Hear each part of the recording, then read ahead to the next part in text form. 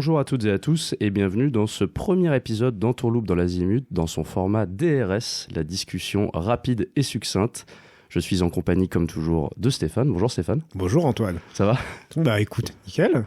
On essuie les plates là sur ce premier format qui est, comme le dit son nom, un format plus compact, un peu de poche d'Entourloupe dans l'Azimut, qui va être dédié à des discussions vraiment compactes sur des films ou des jeux vidéo qu'on a vus ou auxquels on a joué récemment et où on a vraiment envie d'en discuter rapidement. Donc ça va être des liés à l'actualité, mais pas que. C'est vraiment pour réagir à chaud sur des choses qu'on a pu découvrir récemment. C'est ça ? C'est quand on sent qu'il faut agir, quoi. Que là, que l'heure est grave, il faut qu'on n'a pas le temps de préparer, tergiverser tout ça, il faut y aller, quoi. Exactement. Alors.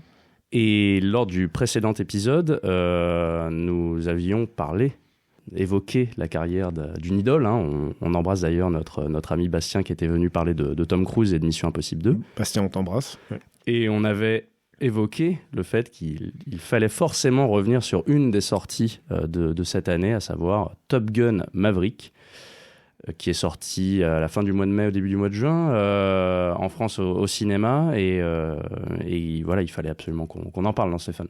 Oui, absolument. L'heure était à célébration. On a vu Top Gun Maverick, tous les deux. Tout à fait. Et on est d'accord, je pense, pour dire que c'était quand même une expérience formidable. Ouais, tout à fait. Et qu'on en est ressorti... Moi, ça fait longtemps que je suis pas ressorti du cinéma comme ça. C'est clair. Clairement. Vraiment le vrai blockbuster, on pourrait dire, quoi. Vraiment, comme je dis, ça fait très très longtemps que j'ai pas été aussi pris et je suis sorti aussi jovial du cinéma, quoi. Vraiment, je me suis dit, ça y est, c'est pour ça. À notre époque où on a tendance à beaucoup être déçu par les grosses productions, tout ça, où là, je me suis dit, ça y est, en fait, il y a encore de l'espoir pour le spectacle. Stéphane, on va quand même essayer de revenir sur la genèse déjà du projet et essayer de donner envie aux gens qui ne l'auraient pas vu en salle de voir ce Top Gun Maverick. Ça paraît fou, mais Top Gun Maverick, c'est la suite de Top Gun, dis donc. Alors tout le monde pose la question. Tout le monde se demandait qu'est-ce que c'est que ce projet obscur, finalement. Oui, mais toujours la question qui revient. Est-ce qu'il faut avoir vu le 1, etc. Alors oui, non, mais ça, c'est une question légitime, c'est clair, ouais. C'est légitime. Moi, j'ai envie de dire... Vous pouvez le voir sans, mais il faut quand même l'avoir vu pour quelques petits trucs qui se passent dans le film. Mais surtout, il faut avoir vu Top Gun 1. Alors, attention. Parce que c'est quand même c'est quelque chose de merveilleux, quoi. Il ne faut pas se priver de Top Gun, premier du nom. C'est vrai. C'est tout à fait vrai. C'est un film à la sortie de Top Gun Maverick. On va l'appeler Top Gun 2 peut-être. Désolé si ma longue fourche et que je l'appelle Top Gun 2 par praticité, on va dire. T'en voudras pas. À la sortie de Top Gun 2, il y a eu justement beaucoup de discussions autour du premier. En disant, c'est marrant d'ailleurs, enfin tu vois, de revenir comme presque naturellement. On va y revenir tout à l'heure, mais les deux films ont quand même des liens assez étroits, on va dire. Il y a des avions dans les deux. Il y a Tom Cruise dans les deux. Quasiment le même en plus, qu'il ne vieillit pas. Non, mais blague à part, on a presque refait le match de ce que c'est que Top Gun 1 en fait, et refait pas le procès, mais du moins des vrais débats, des discussions autour du premier. Nous ici, on va vous le dire tout net, il y aura pas trop de débats entre nous sur Top Gun 1. C'est un film qu'on aime beaucoup, qui est vraiment dans l'esprit Entourloupe quand même, dans l'Azimut. Il pourrait être sur un poster, tu vois, d'Entourloupe. Il est pour un poster. Le vinyle de la BO résonne très souvent chez moi. Bien sûr. Quand ça va pas trop, quoi. C'est un film qui est là, là pour nous en fait. C'est un bonbon. C'est un bonbon. On sait que, tu sais, quand tu prends un bonbon ou un fast-food, voilà, je pourrais dire ça comme ça, un fast-food. Tu sais que c'est pas forcément bon pour ta santé. Tu sais que c'est pas forcément des produits de haute qualité. Tu vois. Et avec Top Gun, alors il y a peut-être un mini débat qui va se lancer là-dessus, mais Top Gun 1, à titre personnel, je considère pas que ça soit un chef-d'œuvre absolu de blockbuster, d'écriture, de réalisation, de tout ce qu'on veut. Mais c'est un excellent blockbuster dans le sens où je me régale parce que il y a des dialogues incroyables, des personnalités hautes en couleurs, des séquences inoubliables, une musique. Bon voilà, la musique t'en as parlé, mais c'est légendaire quoi. Et donc des gens qui auraient grandi à cette époque-là et qui se seraient un peu construits contre tout ça, tous ces codes esthétiques très très marqués années 80, je peux parfaitement comprendre qu'ils détestent Top Gun, quoi, parce que c'est très... ça pousse les potards à fond la caisse, quoi. Nous, c'est ce qu'on aime. Oui, bah, j'ai un peu peur que la vie de ces gens-là soit triste, mais c'est pas à nous non, jamais. de juger. Oui, non, mais pardon, jamais. pardon, non, Stéphane, non, jamais. Ce n'est pas l'esprit en tourloupe, pardon. Voilà. Tendresse. Bon, bagarre et tout de suite tendresse. Voilà. Mais non, mais quand même, le film de 86, enfin, il est... Bien sûr qu'il est complètement, maintenant, aujourd'hui, suranné. Je suis pas sûr qu'un film comme ça pourrait même sortir aujourd'hui, parce que c'est beaucoup trop, on pourrait dire, cucul à la praline, etc. Mais comme tu dis, il a ce truc touchant parce que c'est les potards à fond des années 80, quoi. Que ça soit dans la dégaine des personnages, la musique, etc. Tout est à fond là-dedans. C'est trop, et en même temps, c'est juste ce qu'il faut. C'est-à-dire que le film, l'histoire est très simple, quoi. C'est un concours de tub à l'école d'aviation la plus réputée américaine. Mais le tout avec des rivalités pareilles, exagérées, du volet sur la plage, la romance avec la prof, etc. Mais c'est fait avec une... comment dire ? Une insouciance. Une tendresse, une naïveté. C'est sexy. Ouais. Mais c'est pas... ouais, carrément. Ouais. C'est carrément sexy, quoi. Mais c'était... Là, pour le coup, le côté sexy était vraiment voulu par les producteurs et tout ça. Tom Cruise, c'est le film qui a révélé, pas révélé Tom Cruise, mais fait exploser Tom Cruise comme une star internationale. Et de mémoire, il y avait des anecdotes comme quoi les scènes justement où il est un petit peu dénudé, où tu es en slip dans les vestiaires et tout ça, le côté justement très sexualisé du film, c'était aussi voulu par les producteurs pour sexualiser Tom Cruise et en faire un fantasme en fait, quoi. Et c'est vrai que c'est un film où tout le monde est beau, quoi. Enfin, genre, tu vois, tout le monde est beau. Ils envoient les sourires bright à la Riken, les gros blousons, les Ray-Ban. Enfin, c'est une carte postale hyper vulgaire par moment. Enfin, tout est iconique. Mais c'est iconique à fond. Jusqu'à la scène du volet. Bien sûr, complètement iconique pour tout le monde, quoi. Mais donc, du coup, c'est trop... Mais c'est ça qu'on adore, et c'est un film qu'on revoit avec beaucoup de passion et de plaisir. Mais se pose quand même une question tout de suite quand on a fini de parler de Top Gun 1, de se dire mais quel est l'intérêt de faire une suite à Top Gun 35 ans 35 ans après le premier épisode, quand on a mentionné la légèreté du script original, quoi. Enfin, Pourquoi ce projet, à part évidemment surfer sur la légende et la nostalgie. C'est malheureusement en plus, tu vois, le cas de plein de projets de ce genre, de faire revivre un film culte 20-30 ans après. D'ailleurs, je pense que c'est dans les tuyaux depuis très longtemps, mais Tom Cruise a souvent été réfractaire à l'idée. Je pense pas qu'il était chaud, etc. Jusqu'à un moment où ça a commencé à devenir beaucoup plus sérieux. Ouais, l'intérêt, il est très souvent, comme tu dis, il est pécunier, il est pour faire revivre un truc, etc. Ce qui s'est confirmé, d'ailleurs, on peut le noter direct, c'est un des plus gros, si ce n'est le plus gros succès de la carrière de Tom Cruise, à l'heure où je crois qu'en termes de chiffres, c'est son plus gros succès. Ouais. Et ça, alors, on y reviendra peut-être, mais c'est aussi pour nous qui avons aimé le film. Je trouve que c'est une victoire totale de Tom Cruise et même de Bruckheimer qui est derrière à la production et tout ça, de se dire... quel plaisir qu'un film comme ça, un tel blockbuster, cartonne en fait, quoi. C'est génial, on y reviendra. Mais... Et donc oui, en effet, de dire qu'il voulait pas forcément le faire, et puis ça s'est réalisé à un moment, quoi. Ça s'est fait, et surtout, enfin moi, c'est pour ça que je pense que qu'on adore le film, c'est qu'il ne fait aucune concession. Ils y vont à fond. Et je pense que Tom Cruise, parce que le film est de Kosinski, mais clairement, c'est un film de Tom Cruise. On en a parlé dans le podcast sur... c'est lui qui est aux manettes du truc. Et je pense, et ça se voit dans le film, il s'est dit, OK, je vais faire revivre Top Gun, mais ça va pas juste être une suite / reboot de Top Gun. On va révolutionner le film d'aviation, quoi, on va dire. En gros, on va faire un grand film d'action. C'est ça. Il s'est dit ça jusqu'au bout. Et pour ça, les moyens, ils sont mis. Alors, comme d'hab, ils ont fait une énorme com là-dessus, Bien comme sûr. ils font à chaque film, à tous les Missions Impossibles. On en a parlé là à l'épisode précédent. il y a toujours la com qui est faite autour de la cascade de ce film que Tom Cruise a réalisé lui-même, etc. Alors oui, forcément, c'est de la com. Mais cet engouement, ça traduit une chose de la part de cet homme, c'est qu'il se donne à fond. Il a vraiment, un culte lié à l'entertainment pur. Ça, c'est sûr. Ouais. Et Top Gun Maverick, il déroge pas à cette règle. Il y a un gros souci, une grosse com qui a été faite sur le vrai. C'est-à-dire que lui et tous les autres comédiens étaient vraiment dans des avions, des F-18. Ils ne les pilotaient pas, c'était pas possible. Exactement. Et ils étaient vraiment dans le cockpit. Et du coup, les séquences à l'intérieur des cockpits, c'était les acteurs eux-mêmes qui activaient les caméras. Ils sont vraiment dans l'avion à subir les jets, etc., les vitesses en haute altitude, etc. Ça se voit, des pilotes, des vrais pilotes l'ont confirmé, on voit bien les caractéristiques du visage qui se déforment, etc. Il y a un souci du vrai. Mais ce vrai-là, il n'est pas juste, pour faire de la com, c'est pas juste... Il est utilisé pour de la com, mais pas que. C'est ça, en fait, le truc. C'est que on a quand même récemment...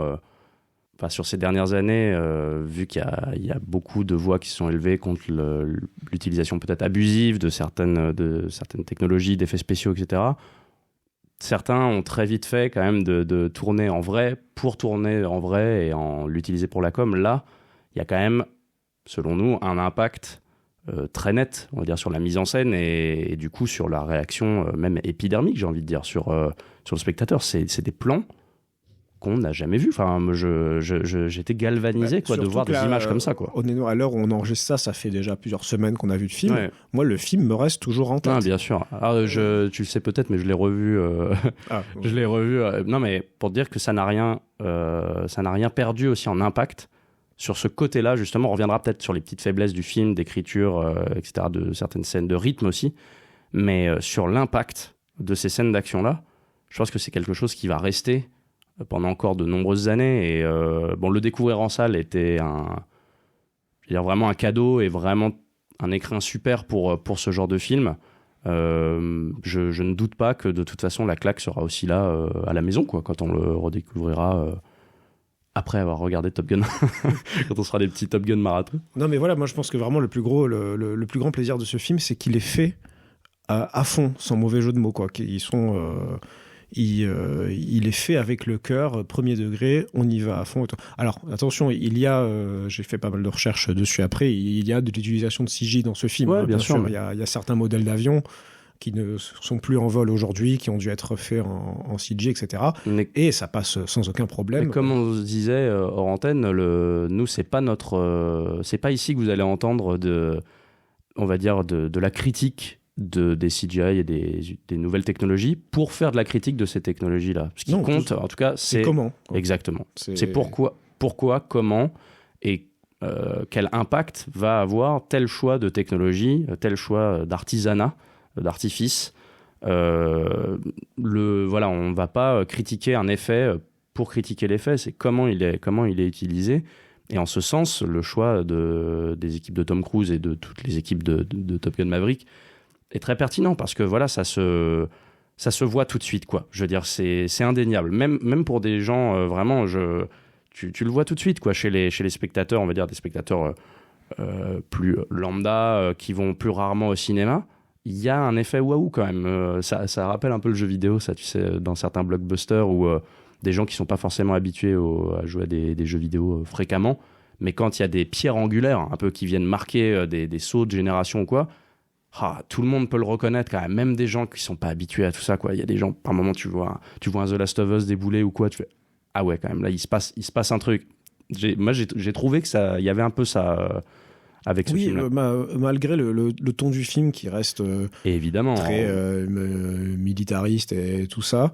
J'ai l'impression je parlais vraiment pur visuellement. Là, je parlais vraiment de la forme. D'accord, oui, de l'esthétique. Mais j'ai même l'impression que ce film a quand même globalement mis les choses tout le monde d'accord, en fait. Ouais, globalement. Il y a un retour de Tom Cruise aussi qui aide. Ouais, tout à fait. Et peut-être que ce qui, pour essayer d'aller dans ton sens et en même temps de changer un petit peu de thématique, ce qui a aidé ce consensus, on va dire, c'est que le film est à la fois le même, c'est-à-dire vraiment presque un remake du premier et totalement différent. Alors, je sais pas si tu vois où je veux en venir, mais je sais que ça fait très vague comme ça, mais on va vous expliquer. Pour ceux qui n'auraient pas vu le film, de toute façon, les gens qui peut-être nous connaissent un petit peu maintenant savent qu'on est des grands fans de James Bond et que faire de quoi que faire du différent avec du pareil, c'est pas un truc du tout qui nous effraie, quoi. Et Top Gun, c'est complètement là-dedans. Oui, t'as raison, c'est clairement, ça fait énormément penser au premier film. Il y a même des reprises de scènes iconiques dedans. Enfin voilà, le volley sur la plage. Enfin, là, ils font pas du volley, mais ils font du sport de ballon sur la plage. Il y a comment dire, il y a le même schéma en fait. Il y a le même. Mais c'est exactement le film. Et c'est en ça, moi, je le trouve assez fascinant, parce que depuis quelques années, quand même, presque une décennie, on assiste à pléthore de suites de franchises qu'on ressuscite par moments, Ghostbusters, Star Wars, etc., qui sont ce qu'on pourrait appeler Matrix, on l'embrasse, qui sont j'ai lu ce terme, des legacy sequels, qui seraient à la fois une suite et un hommage / remake pour les nouvelles générations. À titre personnel, ça n'engage que moi, mon cher Stéphane, parce qu'on sera peut-être pas d'accord là-dessus. Je trouve que les tentatives que j'ai pu voir de ce genre d'entreprise, pour moi, sont complètement à côté de la plaque, quoi. Notamment les Star Wars, les derniers en date, m'ont terrifié par leur manque de cohérence globale, en fait, de ne pas avoir pensé le truc en amont. Et celui-là, je trouve qu'il arrive à faire quelque chose de très juste, à savoir être un quasi-remake du premier. Il y a vraiment, mais c'est le même truc. Il te caste Ed Harris au début du Top Gun 2, qui dit bon bah Tom, vous allez à Top Gun, ça m'arrache de vous le dire, mais vous allez à Top Gun. Il y a la musique qui part au même moment. Enfin, il remet la musique, il remet le même générique, il remet plein de trucs. Alors au début, on se dit ils nous font vraiment le remake, quoi, et c'était dommage. Et en fait, petit à petit, tu commences à voir que certes le canevas est le même, narratif, les rivalités, tout ça, mais que le propos du film est radicalement différent du premier. Et alors là, petit à petit aussi me venait le truc de me dire, ils sont en train de réussir leur pari, en fait, quoi. C'est vraiment c'est un remake, tout en étant un remake, comme on dit dans le jeu vidéo. Clairement, parce que, comme tu dis, c'est le même. Il y a même la première scène est identique. Mais c'est identique, il y a la même musique, il y a tout, quoi. Et un grand moment. Oui, mais, c'est extraordinaire. Mais comme tu dis, voilà, 35 ans sont passés. Tom, il a fait du chemin depuis, quoi. C'est un petit genou à l'époque du premier qu'il a fait grandir. Et là, bon, il se pose des questions dans celui-là, quoi. Questions autour de la transmission, parce que maintenant, il n'est plus élève, il est le formateur. Donc forcément, ça soulève plein de trucs. Là où le premier était vraiment un film sur la compétition, l'esprit de compétition, le fait de croire en ses capacités, en son instinct, d'y aller presque tout seul, une note presque à la personnalité, vraiment au fait d'être tout seul dans le truc, à la compétition. Le 2 est en tout cas je l'ai perçu comme ça, beaucoup plus axé sur le collectif, comme diraient nos amis rugbyman, sur le collectif, sur le fait qu'on ne peut pas, dans ces guerres-là, ne pas compter sur son partenaire. Donc, par exemple, un exemple, je trouve, qui est symptomatique de ça, c'est, tu parlais tout à l'heure de la scène du beach volley dans le premier, qui est transformée là en scène de football américain sur la plage. Donc on se dit, ok, bon, ils font la même chose. C'est radicalement différent. Dans le premier, c'est une compétition entre deux équipes, entre deux binômes, on va dire, où vraiment il faut que le meilleur gagne, quoi. Dans le 2, c'est pas ça, en fait. C'est de l'attaque-défense où tu comprends que l'idée, c'est une sorte de team building. Ils doivent créer un groupe, en fait. C'est ça. C'est juste qu'il n'y a pas de gagnant ni de perdant, en fait. Que l'équipe, le groupe doit exister dans celui-là, quoi. Ça, après, c'est tout bête, hein, mais je dis pas. Il faudrait pas non plus que certaines personnes qui écoutent le DRS se disent non mais attends, mais ils ont craqué, c'est pas Citizen Kane le truc. Non. Pas loin, mais voilà. le script vaut ce qu'il vaut, mais dans un désert scénaristique surtout dans le blockbuster américain récent, d'avoir des gens qui se sont posé les bonnes questions, qui se sont dit un de ces legacy sequels en plus. Ouais, exactement. Et qui se sont dit attends, début, milieu, fin, où est notre personnage au début? Où est-il à la fin? Quelles évolutions on veut apporter à ces personnages qui en plus répondent, on ne spoilera pas, mais qui répondent à des personnages du premier épisode, etc. Tout en prenant par la main les nouveaux venus, parce qu'il je trouve que c'est plutôt habilement fait, ça. Il y a beaucoup de références au premier, mais qui sont voilà, bien amenées, et je pense que même si on n'a pas vu le premier, on peut tout à fait comprendre les enjeux, les tenants et aboutissants de ce Top Gun 2. Mais enfin, voilà, rien que ça, en plus de ce qu'on a dit au préalable de la mise en scène et de l'impact que ça peut avoir, ça donne un blockbuster, mais qui régale, quoi, finalement. Non, mais complètement. Mais après, voilà, ça reste aussi quand même un film sur Tom Cruise, parce que dedans, il est... Tout à fait. Il trouve que le collectif est important. Il a mûri, il a compris depuis, mais il va quand même le diriger. Et tu trouves, ouais, non, mais c'est sûr, mais il minimise pas l'importance du groupe, quoi. Et dans le film, le groupe est important. Et alors, pour plaider justement à faveur de notre ami Tom Cruise contre son ego surdimensionné, t'en as parlé tout à l'heure. Moi, je m'attendais pas à être ému par ce film, quand même. Il y a une scène qu'on ne vous dévoilera pas, mais avec Val Kilmer qui joue dans le premier Top Gun, qui revient dans celui-là. Et cette scène, au-delà de l'émotion liée à la présence de Val Kilmer, on le sait, et ce monsieur qui a des graves soucis de santé, et qui est venu là sur le tournage, apparemment qui avait insisté pour participer au projet. Au-delà de ça, je trouve que cette scène, elle est vraiment très belle, parce que... Très, très émouvante. Mais Tom Cruise est incroyable dedans. C'est-à-dire que tu vois que... il lui laisse un peu de place. C'est ça. Et son pote lui dit... En fait, c'est Iceman qui parle à Maverick, mais on voit clairement Val Kilmer qui parle à Tom Cruise, presque. Ça pourrait être vu comme ça, et il lui dit... C'est ultra autobiographique, c'est très méta. Certains pourraient même dire que c'est presque glauque. Ouais, mais où il lui dit, en lui écrivant, parce qu'il a perdu l'usage de sa voix, et il lui écrit sur un ordi, il va falloir que tu apprennes à lâcher prise, en fait, quoi. Ouais. Et là, en plus, c'est marrant, parce que ensemble, on venait d'enregistrer un épisode en partie sur Tom Cruise, sur Mission Impossible 2, mais évidemment qu'on s'est intéressé à la carrière de Tom Cruise. Moi, cette scène, elle m'a pris au trip. Hein. Enfin, vraiment, parce que là, tu sens qu'il joue pas, quoi. Enfin, j'ai l'impression. Ce moment où il regarde l'écran, il faut que tu apprennes à... Voilà, tu vieillis. Il y a un moment, il va falloir lâcher prise et transmettre. Et ça, c'est quand même, en ces temps un peu troubles, je trouve ça super touchant d'avoir une star comme lui qui dit, mais les gars, je vais vous prendre des jeunes, là. Il y en a des connus, il y en a des un peu moins connus. Et en effet, bien sûr qu'il y a de l'ego trip du genre, regardez comment on fait, quoi. Parce que typiquement, dans le film, c'est ce qui se passe. Hein. Vous y arrivez pas ? Attendez, non, mais je prends les commandes et je vais vous montrer comment on fait, quoi. C'est ce qu'il fait avec les dernières Missions Impossibles. D'ailleurs, en vrai, le personnage de Maverick n'est pas si éloigné de celui de Ethan Hunt. Il y a un moment du film, vers la fin, on ne le dévoile pas, vous le retrouverez. Moi, je me suis dit, oh là là, il part, c'est Mission Impossible 7. Il part dans la neige, voilà, c'est Mission Impossible. Bon, et c'est pas un problème, quoi. Mais comme tu dis, oui, c'est pas sans que ça tombe dans l'ego trip, cette scène-là avec Iceman, au milieu d'un film d'avion, rappelons-le, quoi, bien sûr. Et ça arrive à te faire poser un peu, à être touché, et non, ouais, c'est de ça dont on a besoin aujourd'hui dans les blockbusters, quoi. Ok, on fait un film avec des scènes d'action incroyables, et vraiment, on le répète, les scènes d'action de ce film, cool, ouais. Alors, on s'est pas trop étalé là-dessus, mais elles sont vraiment impressionnantes. On le rappelle, tout est vrai, et puis les prises même extérieures des avions ont été réellement filmées, et ça fait très très très plaisir à voir. C'est très très beau. C'est très beau, et ça marche viscéralement. Surtout de voir que pour un blockbuster de cet acabit, on s'est posé, on a réfléchi, on apporte une réflexion derrière, et ben ça fait plaisir. Ça fait du bien, quoi. Ça fait du bien, et voilà, on demande que ça. On demande que ça. Ça rassure un petit peu, ce que Tom Cruise c'était récemment. Alors, je n'ai eu que des mauvais échos, je ne l'ai pas vu. C'était un peu perdu, je crois, dans La Momie. Tu sais, ça avait fait quelques tentatives. Le dernier Jack Reacher aussi, qui n'était pas foufou, paraît-il.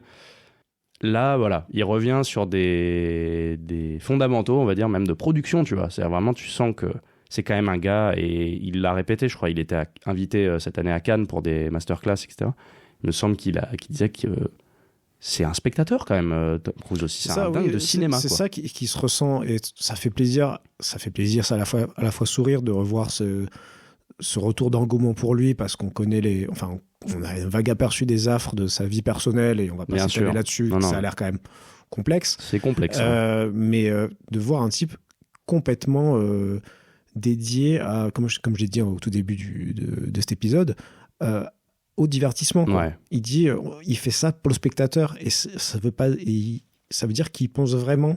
C'est-à-dire que c'est pas un spectateur pour les spectateurs. Quoi.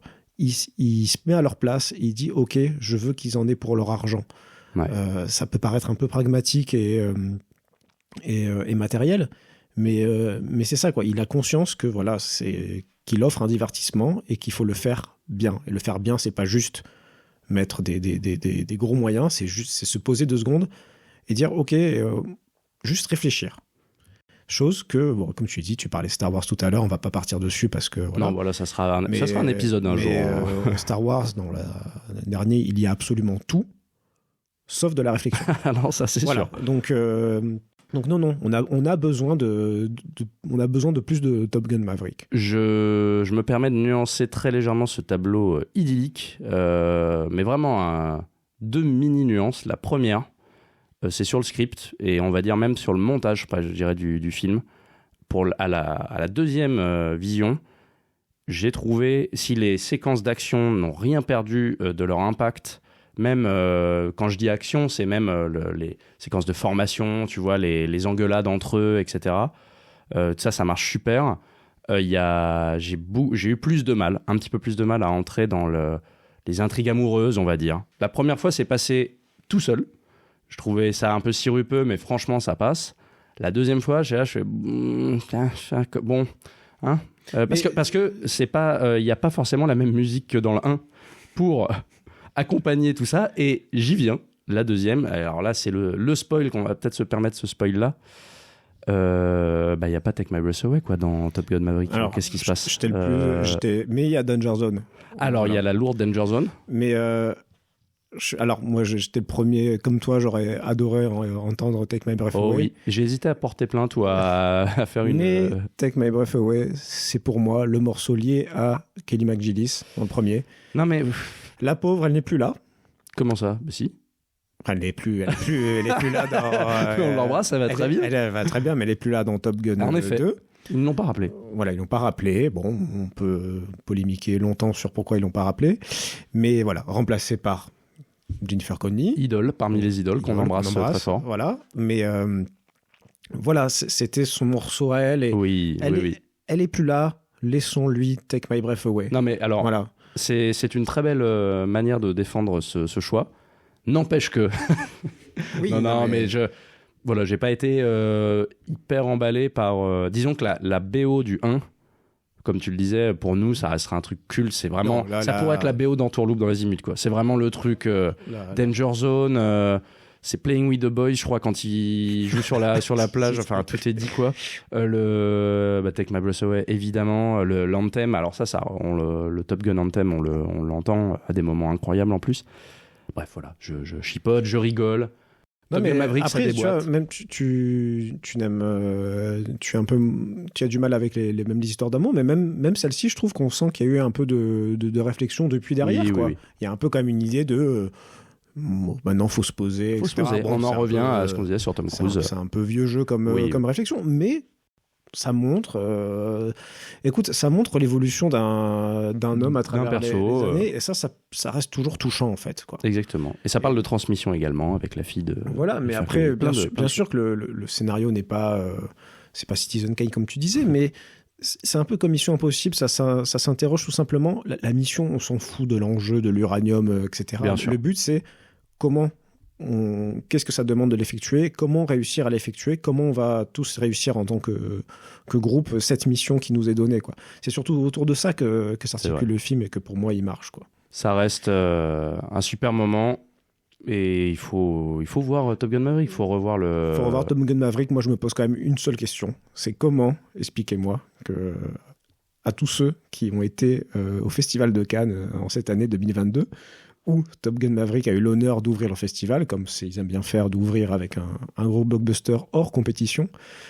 Mais comment vous avez tenu 10 jours après de festival alors que, enfin, je sais pas, moi, tu commences avec Top Gun Maverick, enfin, c'est fini, on va... En fait, tu commences... Alors, voilà. On lui donne la palme d'or et on va se faire des petits cocktails sur la plage. On regarde des films quand même, de temps en temps, mais... On clôturera cet épisode de DRS là-dessus, mais en effet, est-ce que le festival cette année n'aurait pas dû être juste une projection de Top Gun Maverick avec remise de la palme d'or?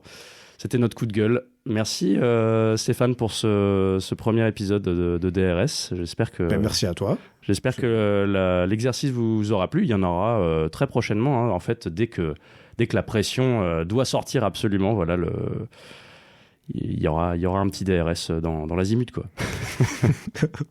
Merci beaucoup Stéphane. Merci Antoine. À très vite.